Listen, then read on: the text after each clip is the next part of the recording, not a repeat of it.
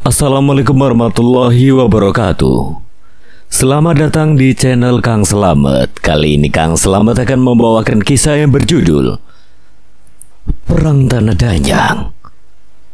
Cerita ini ditulis oleh Dioseta. Dan sebelum kita masuk ke ceritanya, buat kalian yang belum subscribe channel ini, tekan tombol subscribe-nya terlebih dahulu dan tekan tombol notifikasinya agar kalian tidak ketinggalan cerita seram lainnya dari Kang Slamet. Gak usah berlama-lama lagi, langsung saja kita masuk ke ceritanya. Perang Tanah Danyang.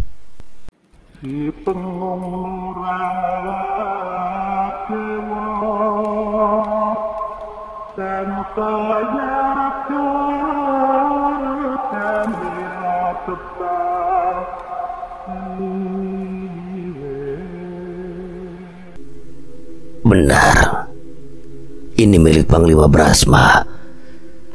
Senyuman kecil muncul di bibir Wirabumi saat melihat tombak itu. Di zaman kerajaan Indrajaya, suara gemuruh dari puncak Mahameru menggema, menggetarkan bumi dan langit. Mahameru yang berdiri megah di Jawa Timur sebagai paku penyeimbang Pulau Jawa kini memuntahkan isinya. Batu-batu besar terlontar dari kawahnya menghantam pepohonan di kawasan Kalimati, menciptakan kepanikan di antara mereka yang ada di sana. Menyingkir! Teriak seseorang memberi isyarat pada sekelompok pasukan yang menerobos letusan dahsyat itu. Ini gila. Siapa yang terpikirkan untuk menerobos letusan gunung seperti ini? Teriak Raja Indrajaya dengan napas memburu, mencoba menghindari lontaran batu panas yang jatuh dari langit. Siapa lagi kalau bukan Pangeran Baswara, putra andalanmu itu yang mulia? Saut Panglima Brasma sambil melirik ke arah Baswara yang tanpa ragu maju lebih dulu. Di depan, Baswara membuka jalan dengan segenap tenaga, dibantu oleh kawanan kera putih yang melompat lincah di antara lahar. Seekor kera putih menari melompat di antara pepohonan, membaca aliran energi panas yang memancar dari gunung, menghindari setiap bahaya yang muncul. Ayah, dia ada di sana. Baswara menunjuk ke arah pusaran api yang berkobar di antara kepulan awan panas di puncak Mahameru. Raja Indrajaya dan Panglima Brasma menyaksikan dengan mata mereka sendiri kekacauan itu. Kekuatan yang tak terkendali memutar-mutar di puncak tertinggi Pulau Jawa. Kalian kembali, setelah ini urusan kami sekarang, ucap Raja Indrajaya kepada para prajurit yang mendampingi mereka. Tapi yang mulia, tempat ini terlalu berbahaya. Biarkan kami ikut bersama. Jangan sia-siakan nyawa kalian. Ramajaya dan kerajaan Indrajaya masih membutuhkan kalian. Raja Indrajaya menegaskan, suaranya penuh kewibawaan walaupun hati mereka berat. Para prajurit itu pun memutuskan untuk mundur, meninggalkan 3 sosok yang akan melanjutkan perjalanan ke pusat bencana. Prajurit Indrajaya, panggil Baswara tiba-tiba yang menghampiri para prajurit yang berbalik badan. Mereka menoleh menatapnya dengan kebingungan. Sampaikan salamku pada Ramajaya dan berikan ini padanya. Baswara melepas sebuah ikatan tali dari pinggangnya dan menyerahkannya pada salah satu prajurit. Begitu tali itu berpindah tangan, prajurit tersebut terhanyut oleh beban kekuatan yang terkandung di dalamnya. Dengan susah payah ia menggenggam tali itu. Jika kami tidak kembali dalam 3 tahun, katakan pada Ramajaya dan rakyat Indrajaya bahwa kami bertiga telah moksa di gunung ini. Raja Indrajaya dan Panglima Brasma mengangguk. Tanda persetujuan atas rencana itu, para prajurit pun membungkukkan badan dengan hormat, lalu bergegas meninggalkan tempat itu dengan perasaan yang campur aduk. Sekarang kita akan lihat siapa biang keladi dari kekacauan di gunung ini, kata Panglima Brasma dengan sorot mata yang penuh tekad. Baswara menghadap pusaran api di kejauhan dengan wajah murka. Ayah, Brasma, setelah kita memasuki tanah para Danyang, aliran waktu tidak lagi sama. Baswara mengingatkan kedua orang yang bersamanya. Ayah sudah mengerti. Aliran waktu di sana lebih cepat dibandingkan di dunia ini, bukan? Raja Indrajaya mengamati fenomena alam yang mengerikan itu. Benar, Ayah.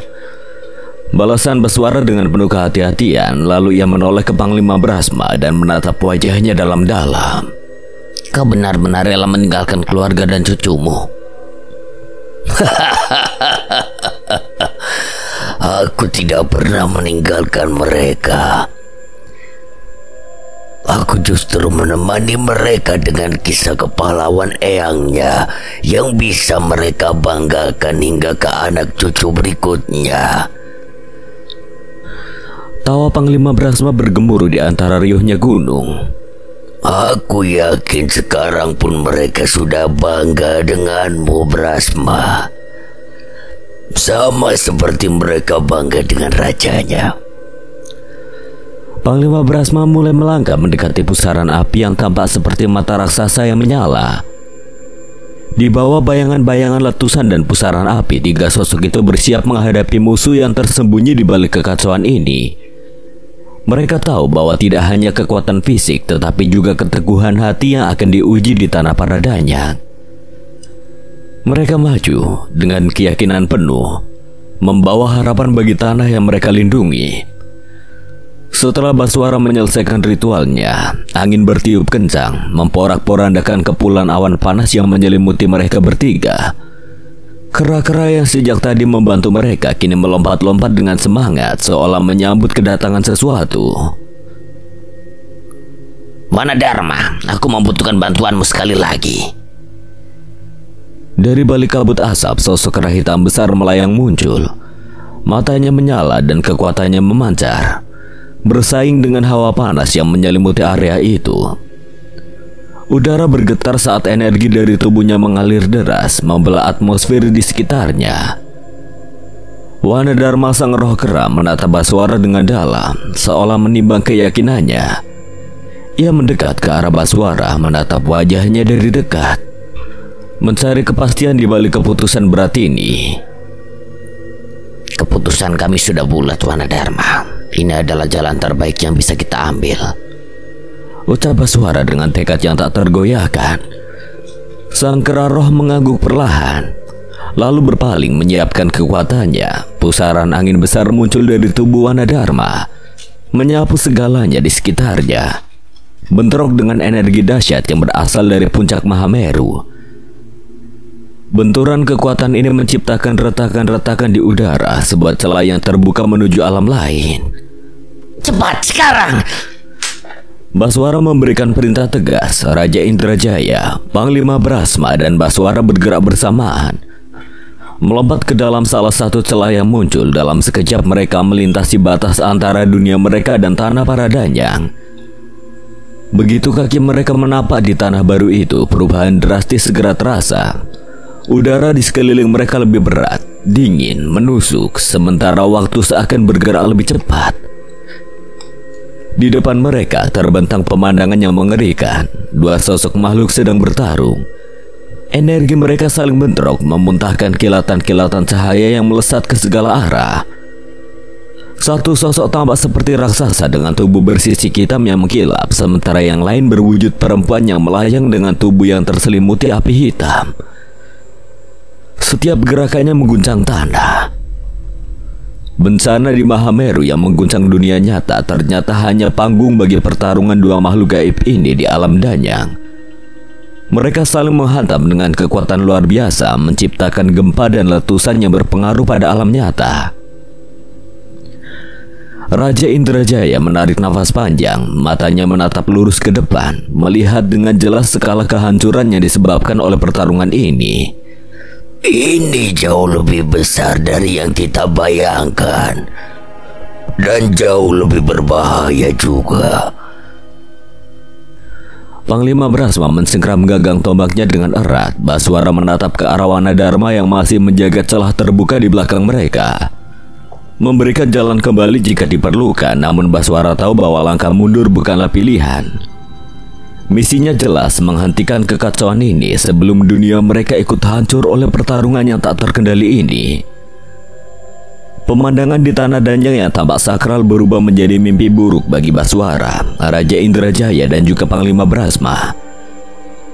Tanah yang seharusnya penuh ketenangan dan keseimbangan alam ini kini menjadi medan pertempuran mengerikan.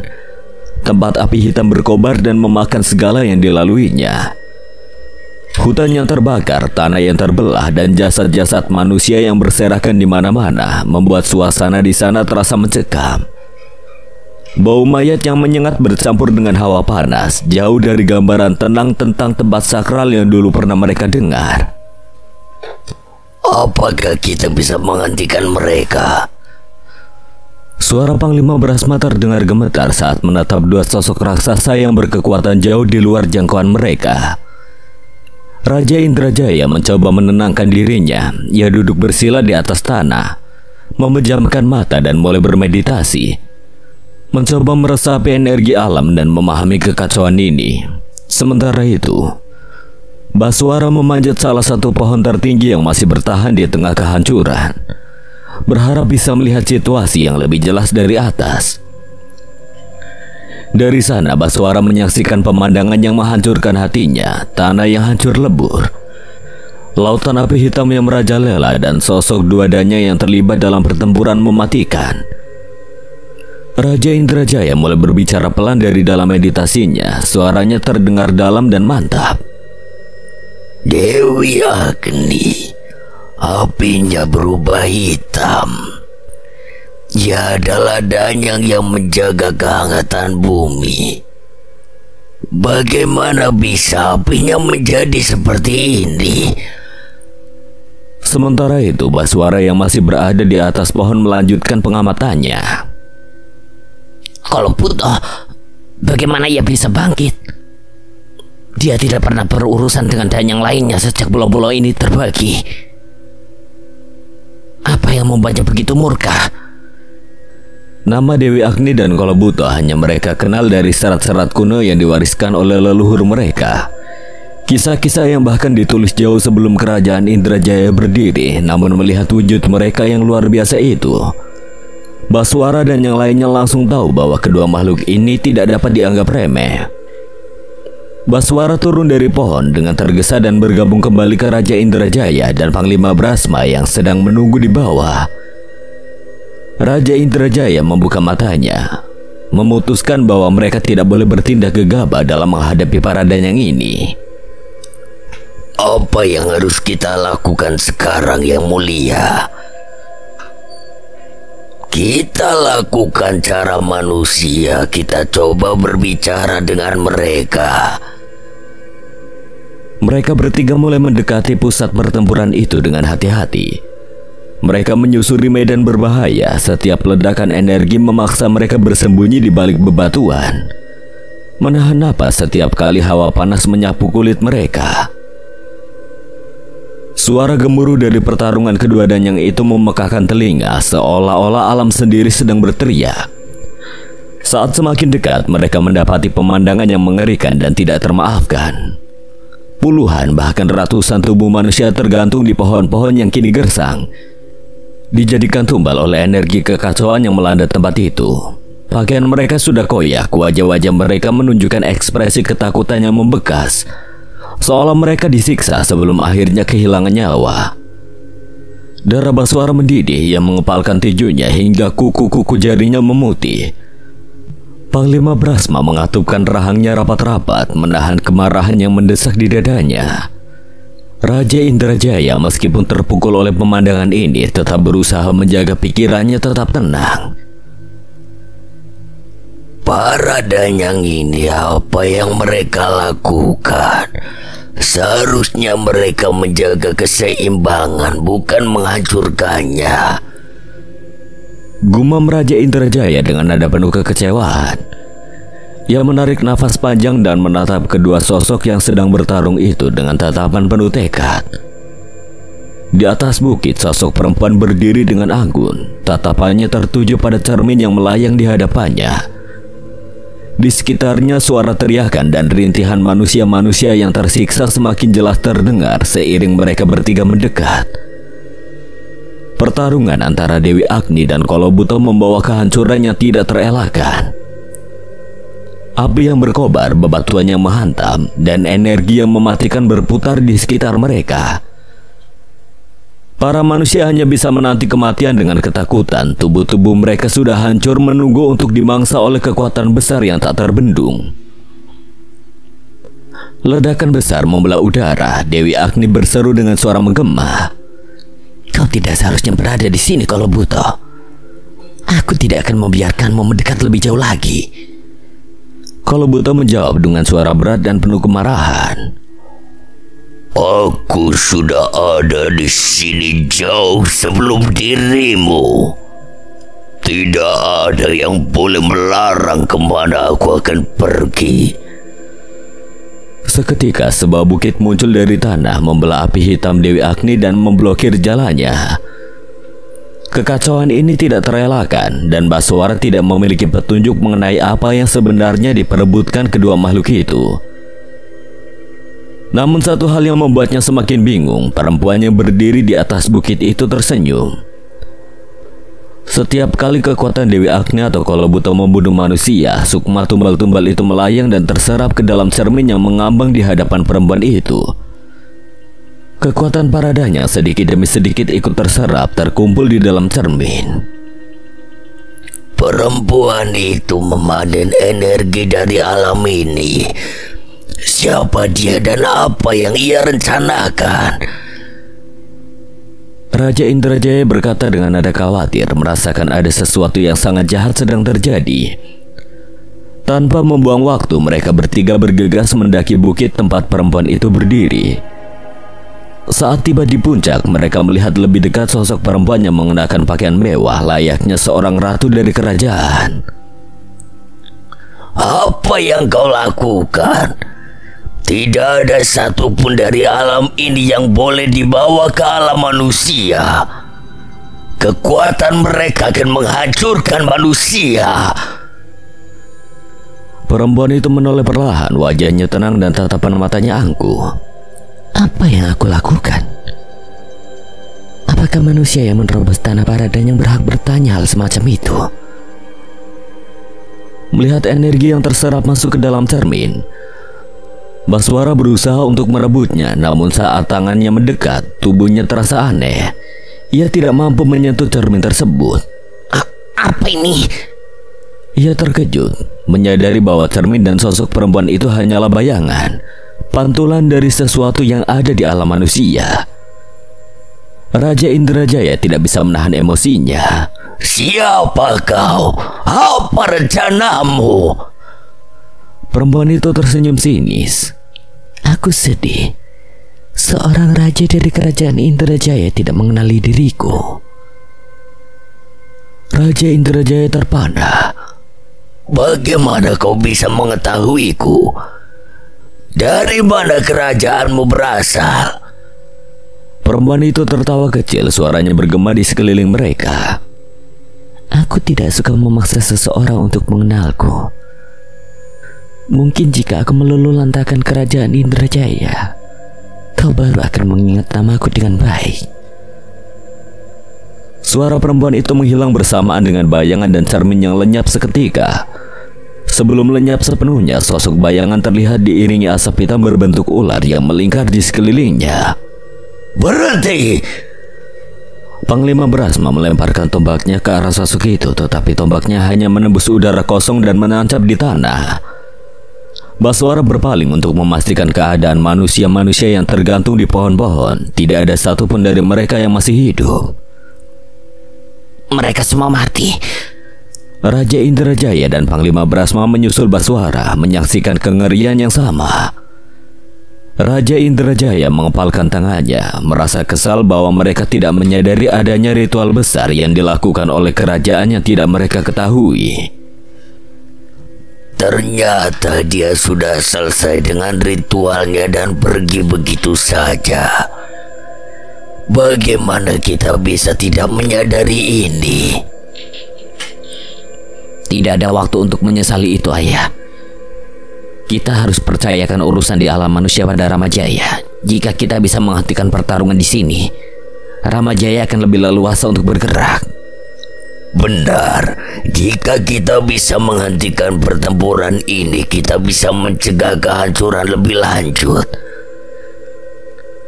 Ledakan besar kembali mengguncang tanah, menyebabkan badai panas menerpa mereka bertiga. Apa yang bisa kita lakukan? Kita tidak bisa menyerang salah satu dari mereka tanpa tahu apa yang sebenarnya terjadi. Raja Indrajaya berkata kebingungan sementara energi pertempuran para danyang terus mendekati puncaknya. Di tengah kebingungan yang melanda, tiba-tiba Baswara merasakan kehadiran sosok tak dikenal dari balik dedaunan. Sebuah kerikil kecil melayang dan menyentuh kepalanya, membuatnya menoleh ke arah asal kerikil itu. Di sana, di balik pepohonan yang gersang, mereka bertiga melihat sosok kera tua yang mengawasi tanpa bergerak. Siapa itu? Sosok kera tua itu tetap diam, hanya memperhatikan mereka dengan mata penuh misteri.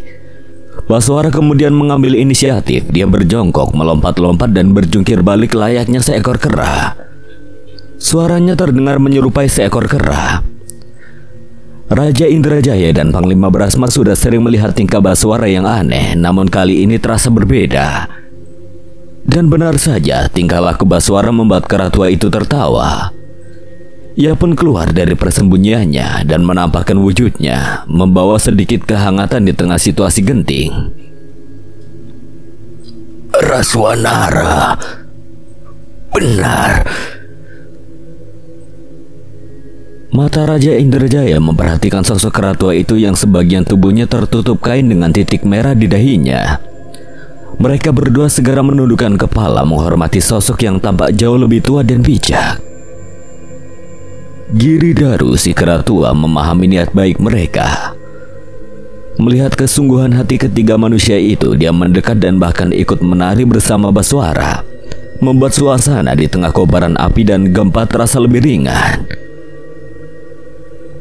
Tak kusangka ada manusia yang masih mengingat tarian Wanara ini. Baswara terkejut mendengar kera tua itu berbicara. Ia segera bertanya, Kau berbicara? Wajar saja kau kaget. Panggil saja aku kera tua Giridaru. Apa hubunganmu dengan Wanadharma? Mengapa ia membawamu ke tempat ini? Baswara mengangguk, kini memahami bahwa Giridaru menyadari kehadiran Wanadharma yang telah membantu mereka. Pertempuran antara kedua danyang ini mengacaukan kerajaan kami. Wanadharma membantu kami untuk mencapai tempat ini. Giridaru mendekat mengendus tubuh Baswara dan rekan-rekannya, lalu matanya menyipit seakan mencoba mengungkap rahasia yang tersembunyi di balik pertemuan ini. Satu pertanyaan lagi. Apa hubungan kalian? Terutama kau dengan Widarpa. Giridaru menatap Baswara dengan intens mendengar nama Widarpa. Mereka bertiga tersentak. Baswara merespon dengan suara yang gemetar.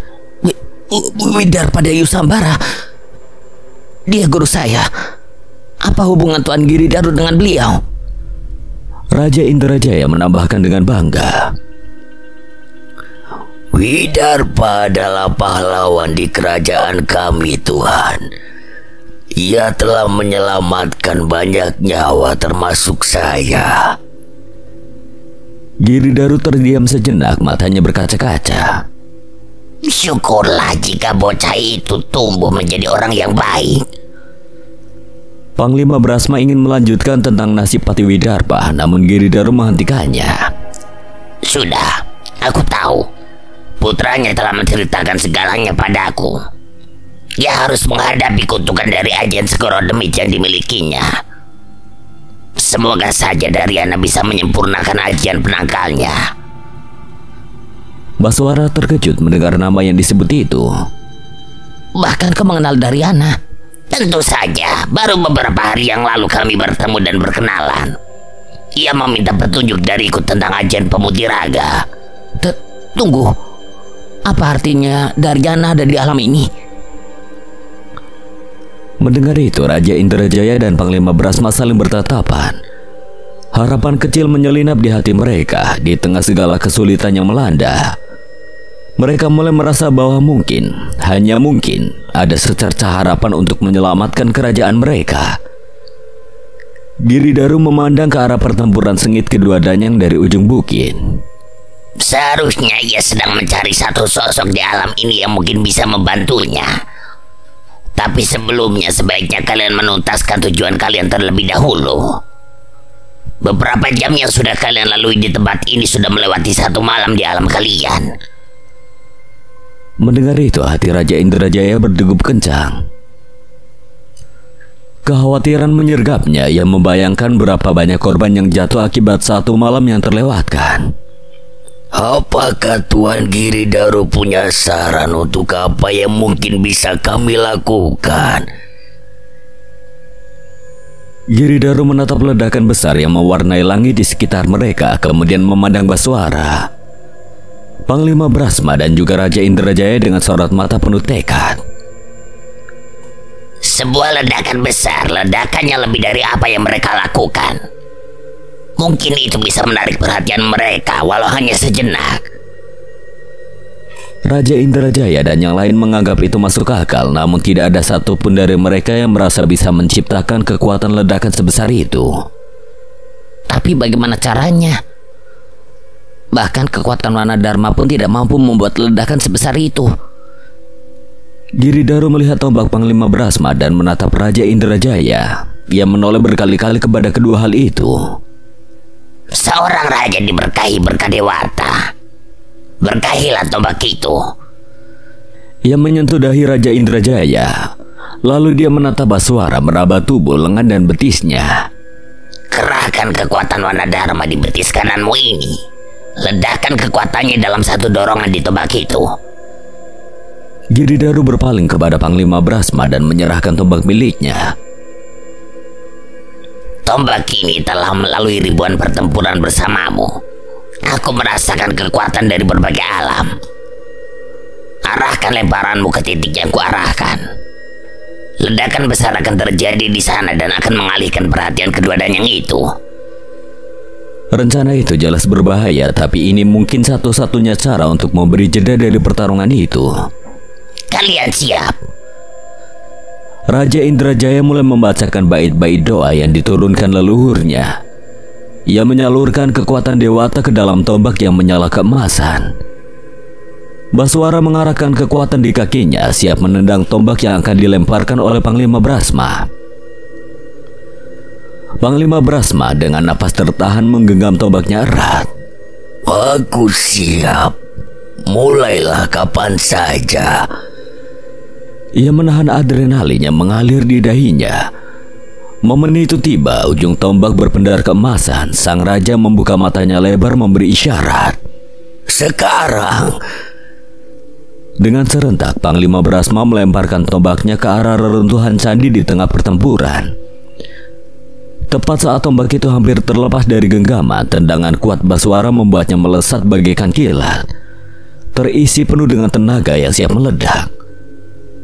Dentuman besar mengguncang udara ketika tombak itu menancap di reruntuhan candi, melepaskan cahaya menyilaukan. Ledakan besar memecah kobaran api hitam Dewi Agni, membuat Kolobuto kehilangan keseimbangan dan terjatuh. Keheningan menyelimuti sejenak. Mereka bertiga tak percaya ledakan itu jauh lebih dahsyat dari yang dibayangkan. Namun kebahagiaan tak berlangsung lama. Keduanya, Dewi Agni dan Kolobuto, kini menoleh ke arah mereka. Tatapan mereka memancarkan amarah yang membakar. Tekanan yang muncul dari tatapan itu membuat tubuh Baswara, Panglima Brasma dan Raja Indrajaya terasa kaku. Mereka berjuang keras hanya untuk berdiri. Siap. Baswara berusaha melawan rasa pusing yang menyerangnya. Raja Indrajaya meraih pedangnya dan menancapkannya ke tanah, menopang tubuhnya yang lemah namun tetap berdiri dengan gagah. Dengan suara yang menggema ia berteriak, Kalian mau mengorbankan berapa nyawa lagi? Suara itu mengguncang alam, membuat burung-burung terbang berhamburan di langit yang mulai memudar. Di tengah keheningan yang mencekam, suara tawa pelan terdengar. Seperti yang diharapkan dari seorang raja. Ujar Giridaru, perkataannya menyiratkan bahwa tantangan sebenarnya baru saja dimulai. Ketegangan di udara semakin tebal, menunggu apa yang akan terjadi selanjutnya. Di zaman Wirabumi, Ibu Bumi Bopo Angkoso, sedulur papat limo pancerku, kakang kawah di hari-hari, rangkulan kula nyuwun pitulung ngluwari jiwa-jiwa kang tanpa daya iki marang sing Gusti, lan jaga saka perkara dening demit lan lembut. Di tengah medan perang yang dipenuhi jasad-jasad bergelimpangan, Wirabumi duduk bersila. Bibirnya terus melafalkan doa-doa berharap bisa meredakan roh-roh penuh dendam yang mengerikan itu. Suara angin yang menyapu aroma kematian menggema di sekitarnya, menambah suasana semakin mencekam. Ini mengerikan, bisik Purbawengi, air matanya mengalir di balik kain yang menutupi matanya. Ia menyaksikan tragedi ini dengan perasaan getir. Peperangan yang tidak dipicu oleh perebutan kekuasaan, tapi oleh kegilaan manusia-manusia yang dikendalikan oleh dendam. Kengerian memenuhi dadanya. Apa yang sebenarnya terjadi, Purbawengi? Tanya Kertasukma, suaranya berat di tengah hawa kematian. Kedua kerajaan ini merasa dikdaya karena diberkahi oleh sosok yang besar. Mereka percaya diri, siap membantai lawan tanpa ragu. Tapi Purbawengi merasakan setiap langkahnya di antara mayat-mayat itu. Roro mayit, ucapnya pelan seperti menyebutkan sebuah kutukan. Dua kerajaan itu tidak sadar bahwa kekuatan yang mereka banggakan datang dari sosok yang sama. Danyang dari rawa bukit, Roro mayit bukan untuk menolong, tapi untuk mengadu domba mereka, mempermainkan kesombongan hingga mereka saling membinasakan. Di balik bayangan-bayangan prajurit, Roro mayit menari nadi di medan perang, menikmati darah yang menyembur membasahi tubuhnya, tertawa puas melihat kebodohan manusia. Setan biadab itu, ia menikmati setiap tetes darah yang tumpah. Dia tertawa memanfaatkan mereka untuk hasratnya sendiri. Purbawengi mengepalkan tangannya dengan amarah yang tak tertahan. Roro mayit sudah menerima ratusan nyawa, berarti dia sudah menjadi sosok yang berbahaya. Wajah Kertasukma tegang, Purbawengi mengangguk. Dan saat itu juga Wirabumi bangkit dari duduknya. Ia menatap kedua saudaranya dengan wajah muram. Kita harus tenangkan roh mereka yang masih bisa diselamatkan sebelum mereka menjadi tumbal kesaktian setan itu. Ucap Wirabumi dengan nada penuh kemarahan yang tertahan, meninggalkan medan perang yang menyimpan kenangan pilu. Mereka bertiga menuju istana salah satu kerajaan. Di sana mereka mendapati sang raja duduk di singgasananya. Wajahnya pucat, lemas setelah kehilangan hampir seluruh prajuritnya. Sudah puas?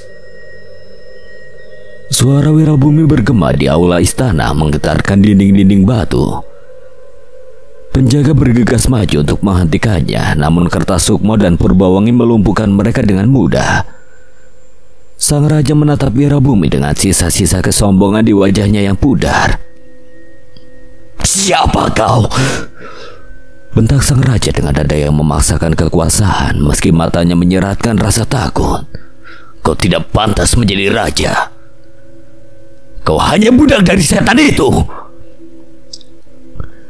Raja itu tersulut amarah. Ia bangkit dan menunjuk ke arah Wirabumi, berteriak dengan suara gemetar. Bunuh orang ini. Dia tidak pantas hidup. Namun sebelum prajurit bisa bergerak, tubuh Wirabumi sudah melesat cepat, mencengkeram leher sang raja dan menariknya hingga jatuh terjerembab ke lantai. Prajurit-prajurit segera mengepungnya, namun suasana berubah mencekam. Seolah bayangan-bayangan Roro mayit terus mengintai dari balik kegelapan istana. Kertasukma dengan cepat melumpuhkan penjaga istana yang tersisa hanya beberapa orang saja. Ratusan prajurit terbaik mereka sudah habis di medan perang. Keberadaan Roro mayit terasa di sekeliling mereka seperti bayangan dingin yang menyusup ke dalam hati. Sang raja yang merasa sisa-sisa kekuatannya beralih pada Roro mayit berteriak penuh harap. Nyai, habisi orang rendahan ini, Nyai. Kepala sang raja dihantamkan ke meja oleh Wirabumi, membungkam seruan memelasnya. Jika kau berani tunjukkan wujudmu, hadapi aku di sini. Suara Wirabumi menggema di aula kosong itu, namun sosok Roro mayit malah seolah menyingkir, meninggalkan jejak dingin yang memudar. Nyai, jangan Nyai, jangan tinggalkan saya. Raja itu memohon dengan suara parau. Wirabumi tak menggubrisnya. Ia mengambil tali mengikat tangan raja, lalu menyeretnya keluar dari istana tanpa belas kasihan. Tubuh sang raja terseret, tercampak di hadapan rakyat yang menyaksikan dengan mata terbelalak dan hati yang penuh amarah. Itu Prabu. Dia memang pantas diperlakukan seperti itu. Teriak seorang ibu yang kehilangan suaminya di medan perang. Suamiku mati sia-sia, Prabu. Itu tanggung jawabmu. Suara umpatan dan kemarahan rakyat semakin membahana, seperti gelombang pasang yang tidak bisa ditahan. Tak seorang pun dari mereka berusaha menghentikan Wirabumi. Semua hanya menyaksikan dengan kebencian yang membara di mata. Wirabumi menyeret raja itu sampai ke medan perang, tempat di mana mayat-mayat para juritnya tergeletak. Di antara darah dan tanah yang gersang itu, ia melemparkan tubuh raja itu ke tanah. Purbawangi mendekat, meniupkan sesuatu dari bibirnya ke arah sang raja. Sejenak kemudian mata sang raja melotot ketakutan, melihat sekelilingnya dengan panik. Kenapa? Kenapa kalian masih hidup? Kenapa kalian seperti ini? Di depannya, roh prajuritnya muncul dalam wujud yang mengerikan. Tubuhnya terbelah, kepala buntung, tangan yang terputus, dan wajah yang penuh luka. Kenapa Yang Mulia bertanya? Kau yang membuat kami seperti ini, jawab salah satu roh dengan suara serak menghujam telinga raja. Seharusnya kami tidak menjadi tumbal atas nafsumu. Matilah 1000 kali menggantikan kami.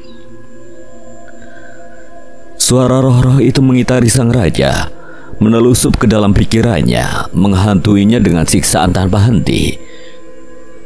Wirabumi dan kedua saudaranya berbalik, meninggalkan sang raja sendirian di tengah amukan roh yang kini menuntut balas. Apa dia akan mati? Setiap manusia pasti akan mati. Tapi dia setidaknya akan menikmati siksaan itu di pikirannya dulu sampai akhir hayatnya. Jawab Purbawangi dengan suara yang dingin dan penuh kebencian. Dengan langkah mantap mereka menuju kerajaan berikutnya, mengulangi perbuatan mereka pada raja yang lain. Tindakan itu bukan sekedar balas dendam, tapi juga sebuah tantangan terbuka kepada Roro mayit, setan yang berani mempermainkan nyawa manusia dengan begitu kejam. Tepat saat kembali di pendopo kediaman Sambara, mereka disambut dengan kekuatan yang memendar dari tombak yang muncul dari retakan alam para danyang. Purbawangi menyentuhnya dan berharap bisa mendapatkan petunjuk dari energi yang memendar itu. Apa Prabu Ramajaya sedang bertarung di alam itu?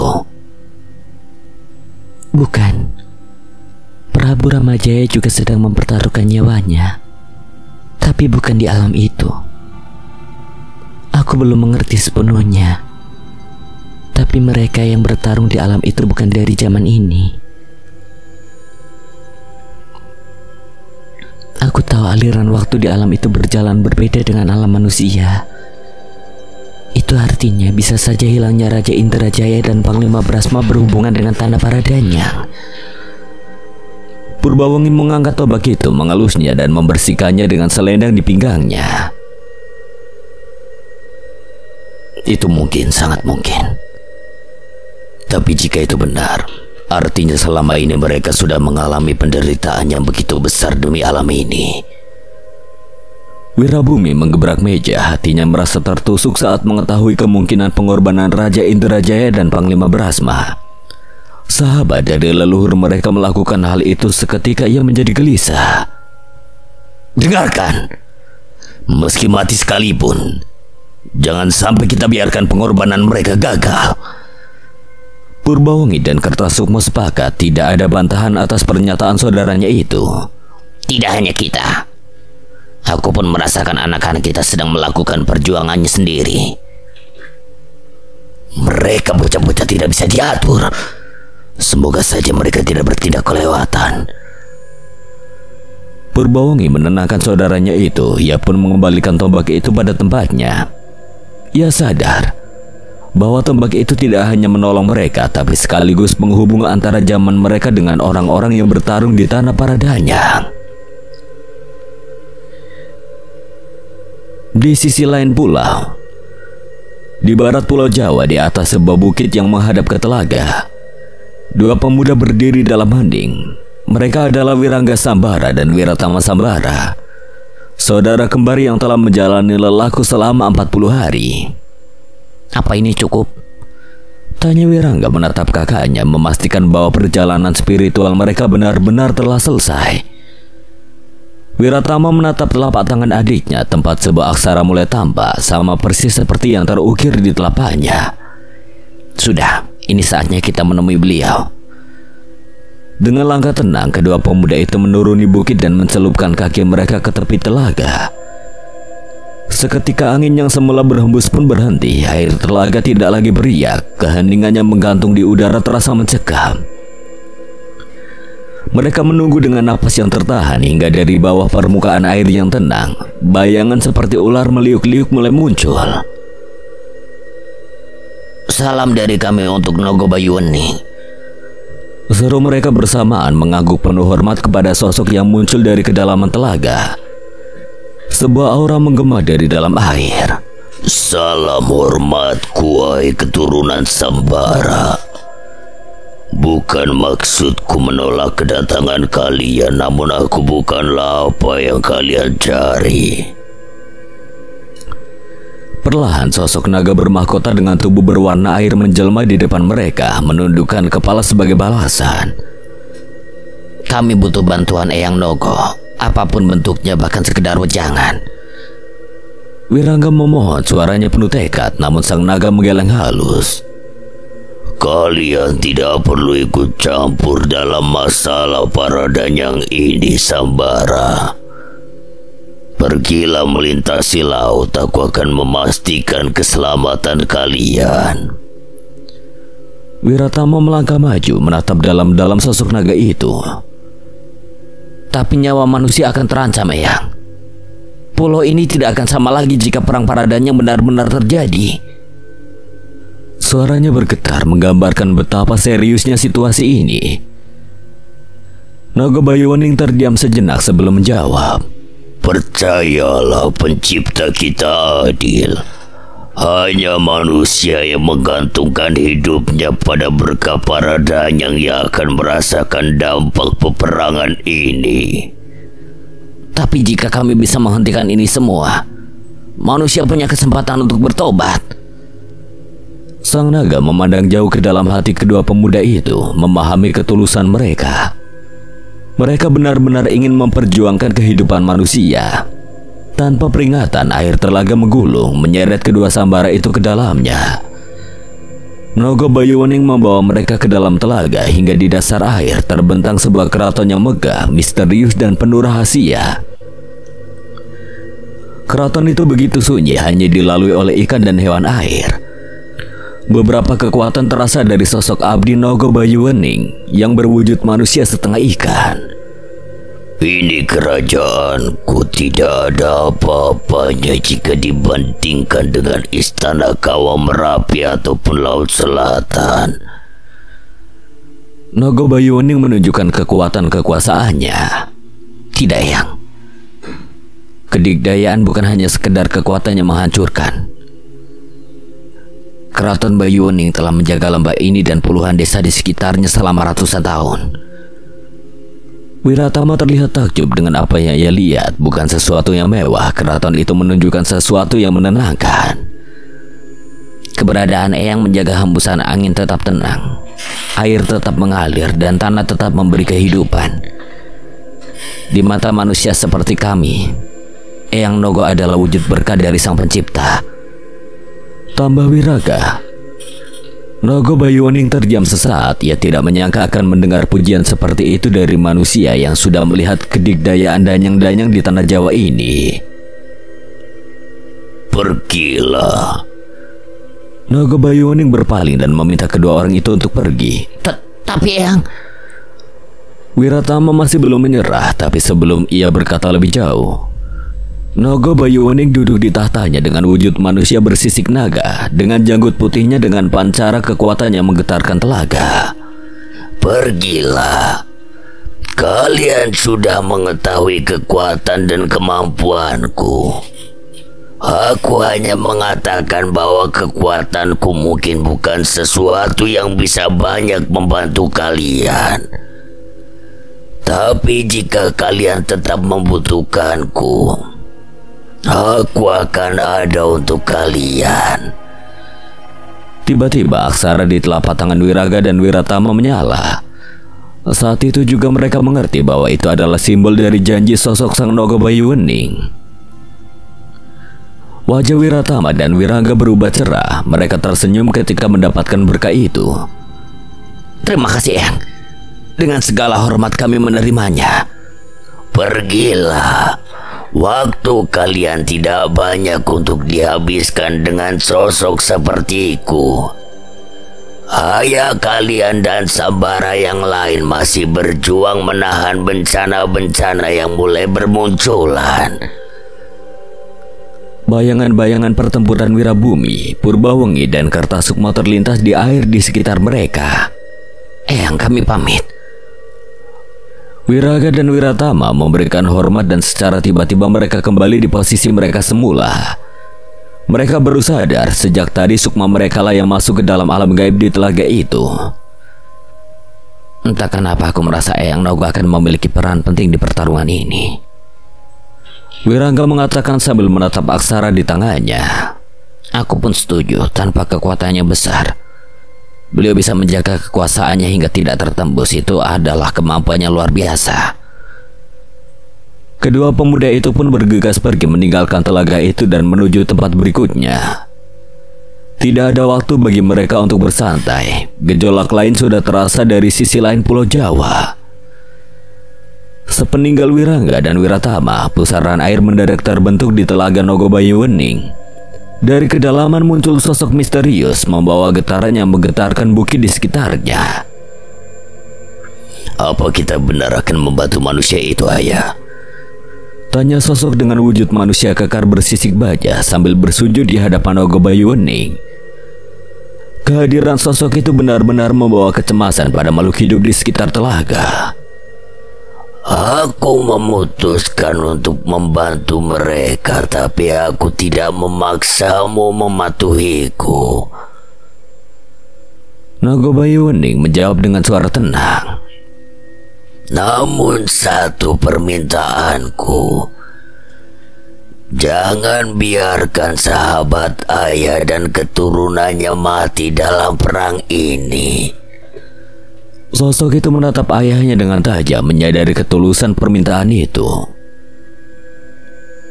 Saya mengerti, Ayah. Tak banyak kata, sosok itu lenyap dalam bayangan air, meninggalkan getaran yang kembali menguasai telaga. Kehadirannya di sana terlalu kuat untuk ditampung di tempat kecil yang menjadi sumber kehidupan desa-desa sekitar, sehingga ia harus mencari tempatnya sendiri di mana kekuatannya tidak akan menghancurkan sekitarnya. Suara derap kuda terdengar memecah keheningan malam mendekati barak prajurit dengan cepat. Para penunggangnya turun tergesa-gesa, wajah mereka penuh ketegangan. Mereka langsung menuju tenda besar di tengah barak, tempat raja berada. Berhenti. Raja ada di dalam. Seorang penjaga menahan mereka dengan tangannya terentang. Kami harus bertemu Yang Mulia. Ini keadaan darurat. Penjaga itu memperhatikan mereka sejenak, mengenali lensana-lensana khas yang menghiasi seragam mereka. Pasukan elit Cakramanunggal yang langsung dibawa komando Prabu Ramawijaya. Baiklah, tunggu sebentar. Ramawijaya telah menduduki tahta dan membangun kerajaan Dharmawijaya sebagai kerajaan dengan pertahanan militer yang kokoh. Mereka mampu menggetarkan kerajaan besar di sekitarnya, namun bukan itu tujuan utamanya. Perang Paradanyang semakin dekat dan bertahun-tahun lamanya bencana semakin melanda. Tak lama kemudian mereka diizinkan masuk di dalam tenda. Prabu Ramawijaya dan para patihnya tampak berkumpul, membahas sesuatu yang tampaknya mendesak. Pemimpin pasukan itu melangkah maju dan berkata tegas, "Yang mulia, kabar ini harus disampaikan segera." Prabu Ramawijaya menatapnya dengan tajam. "Panglima Cakra, aku mengenalmu terlalu baik untuk tahu bahwa kau tidak akan menggangguku tanpa alasan. Katakan." Dengan satu langkah cepat, Panglima Cakra mendekat dan tiba-tiba mencabut pedangnya. Patih-patih lain sontak bereaksi, namun terlambat. Pedang Cakra menembus dada Patih Renggana. "Cakra, apa yang kau lakukan?" Patih Raksawira menghunus pedangnya, mengarahkan tepat ke leher Panglima Cakra. Namun Panglima Cakra tak bergeming. "Aku tidak akan bicara sampai pengkhianat ini tidak lagi bernyawa," katanya dingin, sementara para penjaga dipanggil untuk menyelamatkan Patih Renggana yang sekarat. Patih Raksawira tidak bisa menahan amarahnya dan mengangkat pedang untuk menebas leher Panglima Cakra. Tapi tiba-tiba, suara berat terdengar dari arah pintu.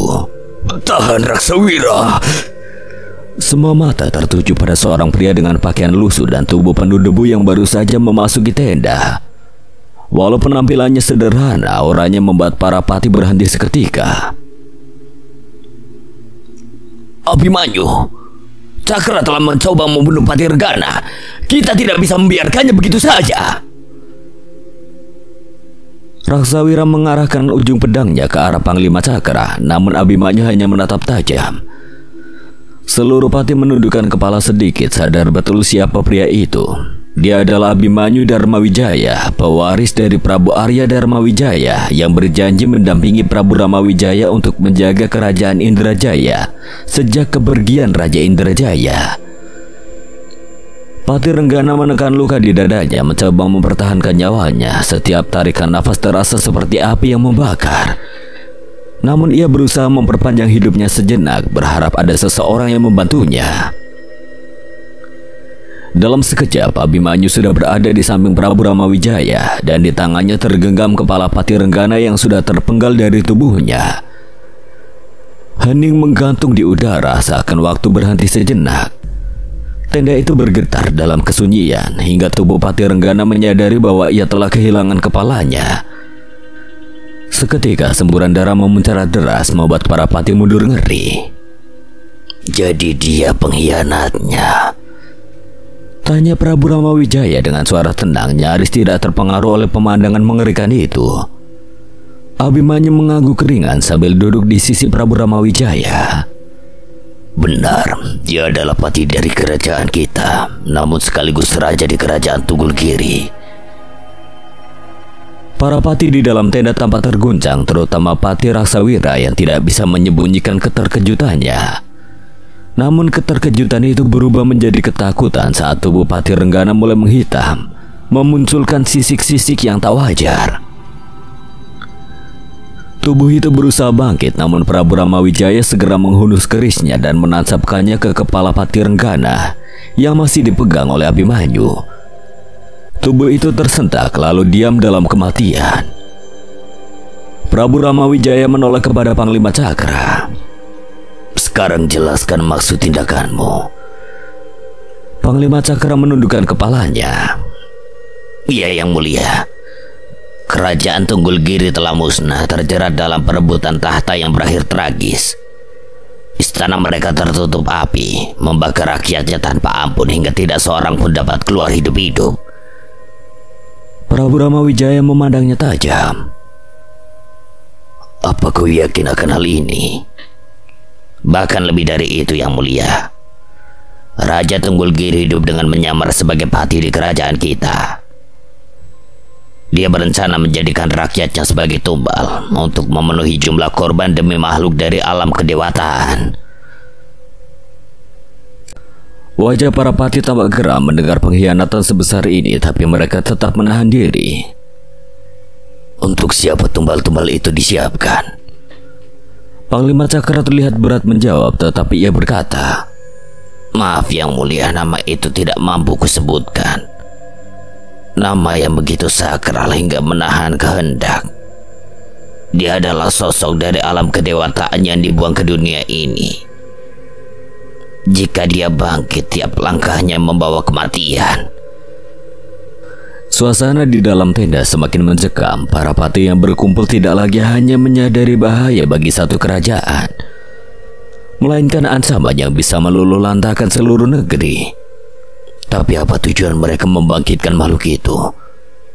Apa yang mereka inginkan dari kehancuran ini? Tidak ada yang mereka inginkan, Yang Mulia. Para pengikut makhluk itu sudah sejak lama menitis dan menyusup ke istana. Mereka membangun kerajaan ini untuk satu tujuan: menjadikan rakyatnya tumbal bagi kebangkitan makhluk itu. Prabu Ramawijaya mengarahkan pandangannya pada Abimanyu. Mereka pernah mendiskusikan hal ini, namun baru kali ini kebenaran menyakitkan itu tampak begitu jelas di hadapan mereka. Tidak hanya kerajaan Tunggulgiri. Panglima Cakra membuka gulungannya di bawahnya. Di sana tergambar peta Jawa dengan aksara-aksara yang menunjukkan kerajaan-kerajaan lain yang menjadi tumbal.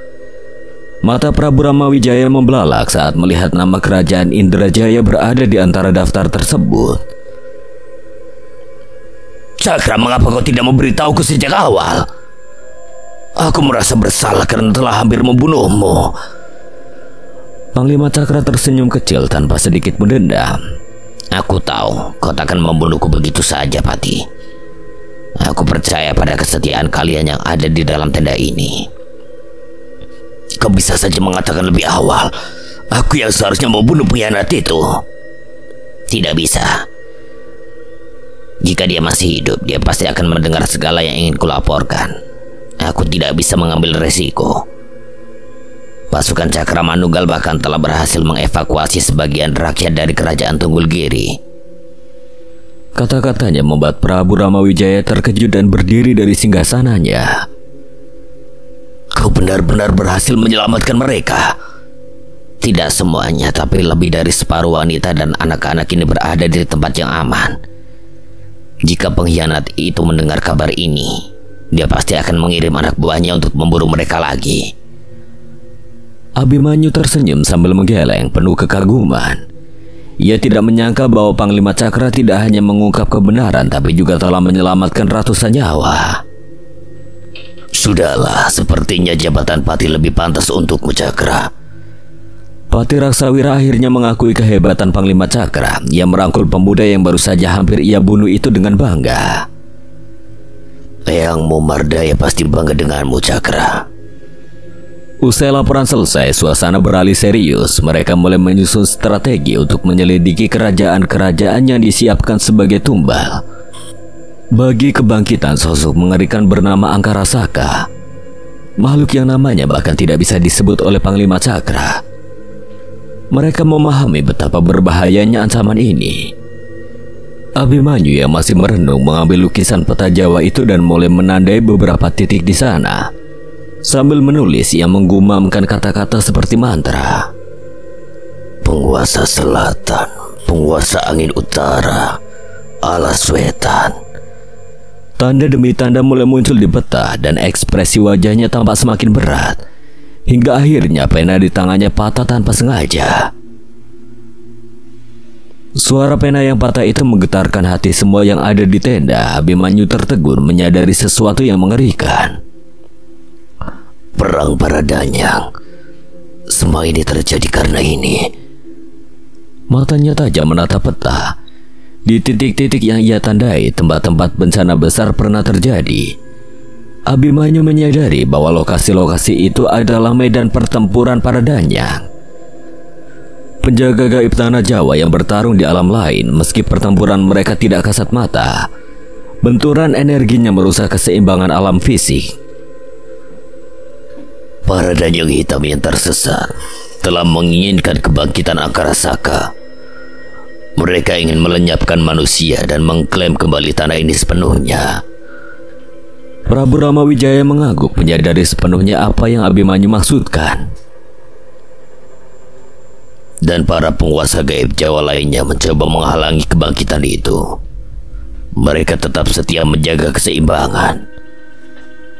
Suasana dalam tenda berubah. Mereka menyadari bahwa pertempuran ini bukan hanya soal manusia melawan manusia, melainkan pertarungan antara kebaikan dan kegelapan yang bisa mengguncang keseimbangan dunia. Kita harus mencari cara untuk memberitahu Ayah dan Baswara mengenai ini.